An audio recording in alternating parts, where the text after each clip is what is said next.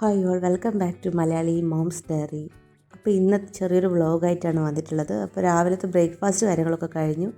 ഇനി ലഞ്ച് പ്രിപ്പറേഷനും പിന്നെയുള്ള കുറച്ച് ക്ലീനിങ് കാര്യങ്ങളൊക്കെയാണ് കാണിക്കുന്നത്. അപ്പോൾ 11 ടു 1:30 PM വരെയുള്ള കുറച്ച് കാര്യങ്ങളാണ് ഇന്നത്തെ വ്ളോഗിൽ ഉൾപ്പെടുത്തിയിരിക്കുന്നത്. രാവിലെ ബ്രേക്ക്ഫാസ്റ്റൊക്കെ കഴിച്ച് ഹസ്ബൻഡൊക്കെ പോയ ശേഷം ഞാനപ്പോൾ തന്നെ വാഷ് ചെയ്യാൻ ഇട്ടിട്ടുണ്ടായിരുന്നു.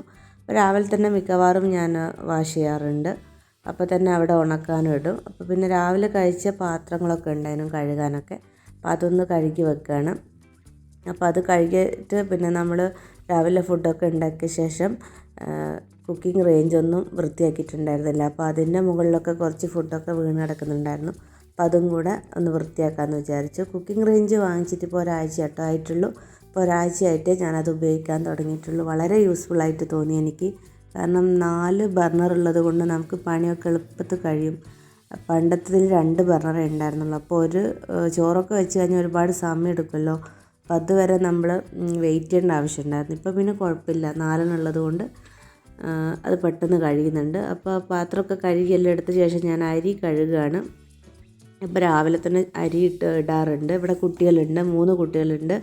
അപ്പോൾ അവർക്ക് പെട്ടെന്ന് തന്നെ ചോറ് വേണം. അപ്പോൾ ഞാൻ വേഗം തന്നെ ചോറ് വെക്കാൻ നോക്കുകയാണ്.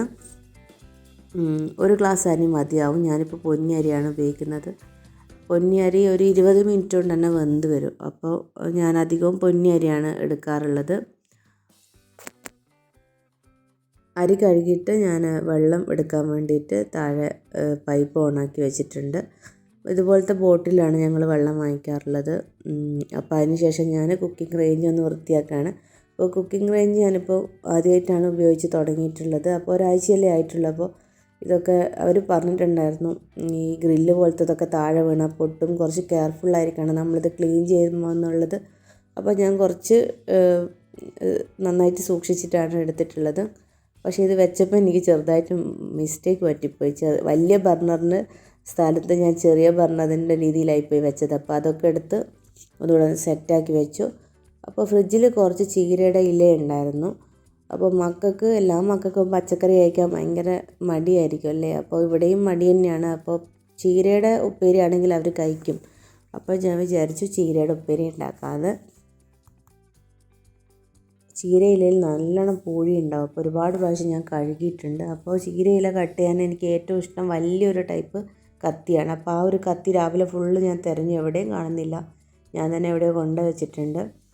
എന്നിട്ട് അതിൻ്റെ കൂടെ തന്നെ അരമുറി സവാളയും 2 പച്ചമുളകും കൂടെ കട്ട് ചെയ്ത് വെച്ചിട്ടുണ്ട്. ഇനിയിപ്പോൾ അത് ഞാൻ ഒന്ന് വറവിലേക്ക് ഇട്ട് കൊടുക്കുകയാണ്. സാധാരണ എല്ലാവരും ഉണ്ടാക്കുന്ന പോലെ തന്നെയാണ് ചീരയുടെ ഉപ്പേരി ഉണ്ടാക്കാറുള്ളത്. എന്നിട്ട് ഏറ്റവും അവസാനമായിട്ട് അതിലേക്ക് കുറച്ച് ചെറിയ തേങ്ങയും കൂടെ ഇട്ടിട്ട് അടച്ച് വെക്കും.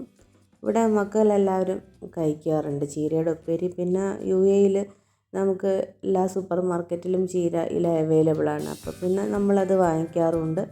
1 ദിർഹംസൊക്കെ ഉള്ളൂ ചീരയുടെ ഇലക്ക്. എനിക്ക് പച്ച ചീരേനേക്കാളും ഇഷ്ടം ഈ ടൈപ്പ് ചീരയാണ് കേട്ടോ. അപ്പോൾ അതുകൊണ്ട് ഈ ചീരയാണ് വാങ്ങിച്ചിട്ടുള്ളത്. ഇതിപ്പോൾ നമ്മൾ ഇന്നലെ ലുലു പോയപ്പോൾ അവിടെ കണ്ടപ്പെടുത്തിയാണ്. അപ്പോൾ അതാവുന്നുണ്ട്. ആ സമയം കൊണ്ട് ഞാൻ ചോറ് വെച്ചിട്ടുണ്ടായിരുന്നു കേട്ടോ. അതിൻ്റെ വീഡിയോ ഇതിൽ ഇടാൻ മറന്നുപോയി. ആദ്യം തന്നെ ഞാൻ കുക്കിംഗ് റേഞ്ച് ക്ലീൻ ചെയ്ത ശേഷം ചോറ് വെച്ചിട്ടുണ്ടായിരുന്നു. അപ്പോൾ ചോറ് അത് ഞാൻ അവിടെ വെള്ളമൊക്കെ ഒഴിവാക്കി വാർത്തി വെച്ചിട്ടുണ്ട്.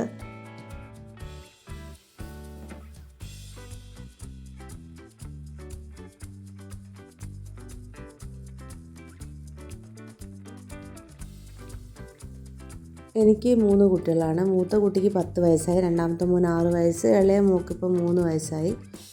പച്ചക്കറികൾ കഴിക്കാൻ ഭയങ്കര മടിയാണ്. പക്ഷേ മാക്സിമം ഞാൻ ഉച്ചക്ക് ഭക്ഷണത്തിൽ എന്തെങ്കിലുമൊക്കെ പച്ചക്കറികൾ ഉൾപ്പെടുത്താൻ ശ്രദ്ധിക്കാറുണ്ട്. ഞാൻ നല്ലോണം വഴക്കൊക്കെ പറഞ്ഞിട്ടെങ്കിലും പച്ചക്കറികളൊക്കെ കഴിക്കാൻ നിർബന്ധിക്കാറൊക്കെ ഉണ്ട്. കാരണം ഇവർക്ക് കോൺസ്റ്റിപ്പേഷനും കാര്യങ്ങളൊക്കെ ഉണ്ട്. അപ്പോൾ പിന്നെ ഞാൻ മാക്സിമം ഇതൊക്കെ കഴിക്കാൻ പറയും. പക്ഷേ അവർക്ക് ഭയങ്കര മടിയാണ് കഴിക്കാൻ വേണ്ടിയിട്ട്. അപ്പോൾ ഇതെൻ്റെ രണ്ടാമത്തെ മോന് വേണ്ടിയിട്ടാണ് കേട്ടോ ഉണ്ടാക്കുന്നത്. ഒരു പൊട്ടറ്റോ ഫ്രൈ പോലെ ആക്കാമെന്ന് വിചാരിച്ചു. അപ്പോൾ അവന് ഭയങ്കര ഇഷ്ടമാണ്. പക്ഷേ എൻ്റെ വലിയ കത്തി ഉണ്ടായിരുന്നു. ആ കത്തിയാണെങ്കിൽ നമുക്കിത് എളുപ്പത്തിൽ കട്ട് ചെയ്യാമായിരുന്നു. ചെറിയ സൈസ് കത്തി ആയതുകൊണ്ട് ഇതിലേക്ക് മുറിക്കാൻ കുറച്ച് ബുദ്ധിമുട്ടായിപ്പോയി. അപ്പോൾ ഇതാവുന്ന സമയം കൊണ്ട് ഞാൻ അതും കൂടെ കട്ട് ചെയ്ത് വെച്ചു. 3 പൊട്ടറ്റോ എടുത്തിട്ടുണ്ടെങ്കിലും 2 പൊട്ടറ്റോ മാത്രമേ ഞാനിപ്പോൾ കട്ട് ചെയ്തിട്ടുള്ളൂ. ഇത് നന്നായിട്ട് കഴുകിയ ശേഷം കുറച്ച് ഉപ്പും മഞ്ഞളുള്ള വെള്ളത്തിലൊന്ന് വേവിച്ചെടുക്കും. ആദ്യം ഒരുപാടൊന്നും വേവിക്കേണ്ട, ചെറുതായിട്ടൊന്ന് തിള വരുന്ന സമയമാകുമ്പോൾ നമുക്കത് ഓഫ് ചെയ്യാം.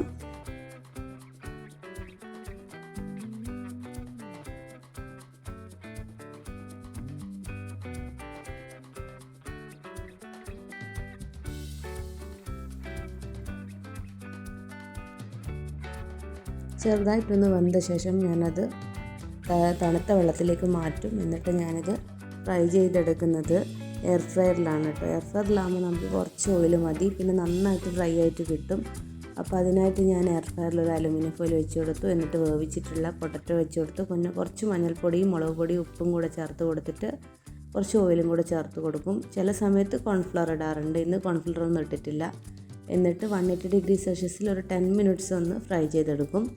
ആ സമയം കൊണ്ട് തന്നെ ആവാറുണ്ട്. ഇന്ന് ഞാൻ കട്ട് ചെയ്ത പൊട്ടറ്റോ കുറച്ച് വലിപ്പം കൂടിയത് കൊണ്ട് നന്നായിട്ട് ക്രിസ്പി ആയില്ല. അപ്പോൾ ഒരു 5 മിനിറ്റ് കൂടെ എക്സ്ട്രാ ഞാൻ വീണ്ടും ചേർത്ത് കൊടുത്തു. പിന്നെ കുറച്ച് തൈര് ഉണ്ടായിരുന്നു. അപ്പോൾ മക്കൾക്ക് തൈര് കഴിക്കാൻ ഭയങ്കര ഇഷ്ടമാണ്. അപ്പോൾ തൈര് ഞാൻ കൊടുക്കാറുമുണ്ട്. അങ്ങനെ അവർക്ക് തൈരിലേക്ക് ഉപ്പിട്ടിട്ട് ജസ്റ്റ് ഒന്ന് മിക്സ് ചെയ്ത് വെച്ചു. അവർക്ക് കുറച്ച് വെള്ളം ഒഴിച്ചിട്ട് സംഭാരം പോലെ കൊടുക്കാനാണ് ഇഷ്ടം. പിന്നെ ഞാൻ കുറച്ച് നെത്തോലി ഫിഷ് പറഞ്ഞിട്ടുണ്ടായിരുന്നു, അപ്പോൾ അത് വന്നിട്ടില്ല. അപ്പോൾ ആ സമയം കൊണ്ട് തന്നെ ഞാൻ എന്ത് ചെയ്തു, അതിന് വേണ്ടിയിട്ടുള്ള കുറച്ച് ഉള്ളിയും ഇഞ്ചി വെളുത്തുള്ളിയും പച്ചമുളകൊക്കെ ഒന്ന് കട്ട് ചെയ്ത് വെക്കുകയാണ്. ആ സമയം കൊണ്ട് തന്നെ നെത്തോലി എനിക്ക് കിട്ടിയിട്ടുണ്ട്. 1/2 കിലോ നെത്തോലിയെ പറഞ്ഞിട്ടുണ്ടായിരുന്നുള്ളൂ. മാക്സിമം ഞാൻ പെട്ടെന്ന് തന്നെ കഴുകി വെക്കാനൊക്കെ ശ്രദ്ധിക്കാറുണ്ട് കേട്ടോ. വേസ്റ്റൊക്കെ ക്ലീൻ ചെയ്തിട്ട്. പിന്നെ ഞാൻ ഇതുപോലെ വെജിറ്റബിൾസൊക്കെ കട്ട് ചെയ്യുന്ന സമയത്ത് ഇതുപോലത്തെ പേപ്പർ അടിയിൽ വിരിക്കാറുണ്ട്. അതാകുമ്പോൾ നമുക്ക് അധികം ക്ലീനിങ് വരില്ല. നമുക്ക് പെട്ടെന്ന് പേപ്പർ എടുത്ത് വേസ്റ്റിലിടുമ്പം തന്നെ നമുക്ക് ആ ഒരു ഏരിയ വൃത്തിയായിട്ടുണ്ടാകും. അപ്പോൾ മാക്സിമം ഞാൻ പേപ്പർ വെച്ചിട്ടാണ് കട്ട് ചെയ്യാറുള്ളത്. അപ്പോൾ ഞാൻ പേപ്പറൊക്കെ മാറ്റി, കാരണം എൻ്റെ കുക്കിങ്ങൊക്കെ ഏകദേശം കഴിഞ്ഞു. ഇനിയിപ്പം മീൻ ക്ലീൻ ചെയ്യൽ മാത്രമേ ഉള്ളൂ. അപ്പോൾ പേപ്പർ കാര്യങ്ങളൊക്കെ മാറ്റിയപ്പോൾ തന്നെ അവിടെ കൗണ്ടർ ടോപ്പ് വളരെ വൃത്തിയായതുപോലെ ഇല്ലേ. അതാണ് എപ്പോഴും നിങ്ങളായാലും പേപ്പർ വെച്ചിട്ട് ഇതുപോലത്തെ പണിയൊക്കെ എടുക്കുമ്പോൾ നമുക്ക് എളുപ്പമായിരിക്കും ക്ലീനിങ്. എന്നിട്ട് ഇതൊക്കെ ഒന്ന് ചതച്ചെടുക്കുകയാണ്. എന്നിട്ട് സാധാരണ എല്ലാവരും കറി വെക്കുന്നത് പോലെ തന്നെയാണ് ഞാൻ വെച്ചിട്ടുള്ളത്. ചട്ടിയിലാണ് ഞാൻ വെക്കാറുള്ളത്. അപ്പം ഇഞ്ചിയും വെളുത്തുള്ളിയും പച്ചമുളകും ഒക്കെ ചെറിയുള്ളിയൊക്കെ വഴറ്റിയ ശേഷം കുറച്ച് മഞ്ഞൾപ്പൊടി മുളക് പൊടി ഇട്ട് കൊടുക്കും. പിന്നെ തക്കാളി ചേർത്ത് കൊടുത്തിട്ട് പുളിവെള്ളം കൂടെ ഒഴിച്ചിട്ട് ഈ കറി തിളപ്പിച്ചിട്ട് ഇതിലേക്ക് മീൻ കഷ്ണങ്ങൾ ഇട്ട് കൊടുക്കും. പിന്നെ ബാക്കി കുറച്ച് മീൻ എടുത്തിട്ട് ഞാൻ ഫ്രൈ ചെയ്യാൻ വേണ്ടിയിട്ട് കുറച്ച് മുളക് പൊടിയും മഞ്ഞൾപ്പൊടിയും ഉപ്പും കൂടെ ചേർത്ത് പുരട്ടിയും വെച്ചിട്ടുണ്ടായിരുന്നു. അപ്പോൾ ഇത്രയൊക്കെ മാത്രമേ എനിക്ക് വീഡിയോ എടുക്കാൻ പറ്റിയിട്ടുള്ളൂ. ബാക്കി കുട്ടികൾക്ക് കൊടുക്കുന്നതും പാത്രത്തിൽ എടുത്ത് വെക്കുന്നതൊക്കെ കാണിക്കണമെന്നുണ്ടായിരുന്നു. പക്ഷേ മെമ്മറി ഫുള്ളായതുകൊണ്ട് ബാക്കിയൊന്നും എനിക്ക് എടുക്കാൻ പറ്റിയിട്ടില്ല. ഇനി അടുത്ത ഒരു വീഡിയോയിൽ ഇതുപോലുള്ള നല്ല എല്ലാ കാര്യങ്ങളും ഉൾപ്പെടുത്തിക്കൊണ്ടൊരു വീഡിയോ ചെയ്യാമെന്ന് വിചാരിക്കുന്നു. അപ്പോൾ എൻ്റെ മെമ്മറി പെട്ടെന്നാണ് ഫുള്ളായത്, എനിക്ക് വേറെ ഒന്നും ചെയ്യാൻ പറ്റിയില്ല. അപ്പോൾ ഈ ഒരു എൻ്റെ ഒരു ലഞ്ച് മേക്കിംഗ് വീഡിയോ നിങ്ങൾക്ക് ഇഷ്ടപ്പെട്ടു എന്ന് വിചാരിക്കുന്നു. ഇഷ്ടപ്പെട്ടിട്ടുണ്ടെങ്കിൽ സബ്സ്ക്രൈബ് ചെയ്യുന്നു, സപ്പോർട്ട് ചെയ്യുന്നു വിചാരിക്കുന്നു.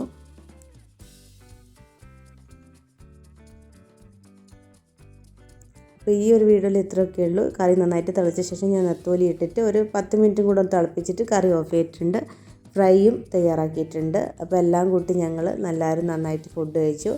ഞങ്ങളെപ്പോഴും ഭക്ഷണം കഴിക്കുമ്പോൾ ഒരുമിച്ചാണ് ഭക്ഷണം കഴിക്കാറുള്ളത്. എപ്പോഴും നമ്മൾ കുട്ടികളൊക്കെ ഉള്ളപ്പോൾ ഒരുമിച്ച് ഭക്ഷണം കഴിക്കുന്നതാണ് നല്ലത്.